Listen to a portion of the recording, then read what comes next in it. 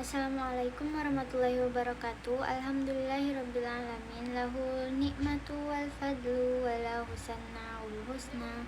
Salawatullahil barir rahim wal malaikatil muqarrabin ala sayyidina Muhammadin wa ala alihi wa sahbihi tayyibin tirin. Qala Allahu ta'ala fil Qur'anil karim. A'udzu billahi minasy syaithanir rajim. Bismillahirrahmanirrahim.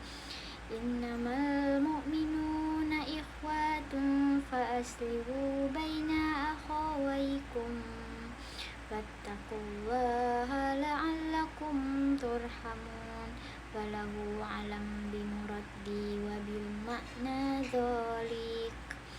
Pertama-tama kita panjatkan puji dan puja syukur kepada Allah Subhanahu wa Ta'ala yang telah memberikan kepada kita semua beribu-ribu kenikmatan, yang sehingga kita semua masih bisa berkumpul di tempat yang insya Allah mulia ini dan dirahmati oleh Allah. Sholawat dan salam kita curahkan, limpahkan kepada pemimpin alam semesta. Semoga yang berada di dunia ini dimudah-mudahkan panjang umurnya, dilimpahkan rezekinya yang halal dan berkah, ditambah keberkahannya. Amin ya rabbal alamin. Teman-teman yang dirahmati oleh Allah Subhanahu wa Ta'ala, hari ini kita akan membahas tentang sebuah sifat mulia yang sangat penting dalam kehidupan kita sebagai seorang muslim, yaitu sifat ikhlas. Ikhlas pada hakikatnya adalah melakukan sesuatu karena dan untuk Allah Subhanahu wa Ta'ala semata. Apapun motifnya, apapun tujuannya, semua perbuatan harus bermuara kepada Allah Subhanahu wa Ta'ala. Sebagaimana disebutkan dalam surah Al-Insan ayat 9 tentang orang-orang yang memberi makan kepada orang miskin, anak yatim, dan tawanan. Berikut terjemahannya. Sesungguhnya kami memberi makanan kepadamu hanyalah karena mengharapkan ridha Allah.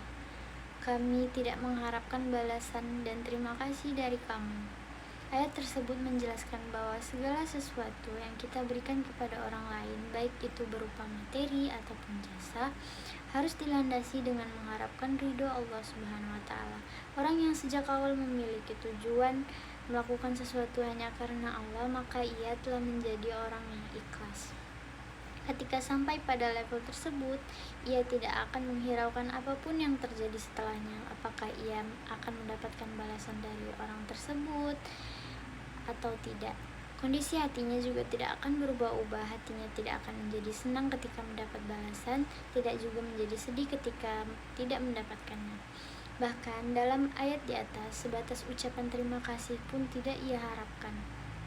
Menurut Muhammad Husnaini dalam buku 80 Pepeling Diri, ikhlas bukan berarti menolak imbalan atas pekerjaan yang telah dilakukan. Menerima ataupun menolak imbalan tidak ada kaitannya dengan keikhlasan. Justru kalau ada orang yang menolak imbalan karena takut disangka tidak ikhlas, maka sejatinya ia tidak ikhlas dalam hal itu. Ikhlas juga bukan memberi sedekah ala kadarnya. Jumlah sedekah yang banyak ataupun sedikit tidak ada hubungannya dengan keikhlasan. Justru kalau ada orang yang menambahkan jumlah sedekah disebabkan takut dikira tidak ikhlas, maka ia sebenarnya tidak ikhlas.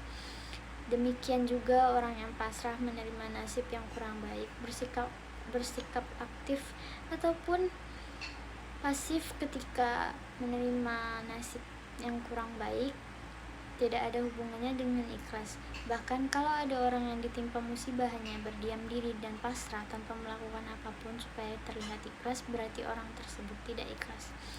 Keikhlasan juga menjadi landasan pokok untuk beribadah kepada Allah Subhanahu wa Ta'ala. Kita tidak mungkin beribadah tanpa dibarengi dengan keikhlasan. Karena beribadah memang harus ditujukan hanya kepada Allah semata.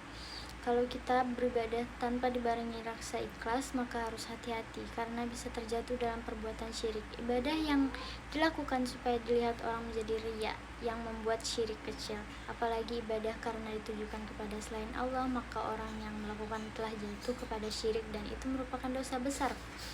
Perintah beribadah dengan ikhlas terdapat pada surah Al-A'raf ayat 29 yang artinya, katakanlah, Tuhanku menyuruhku untuk berlaku adil.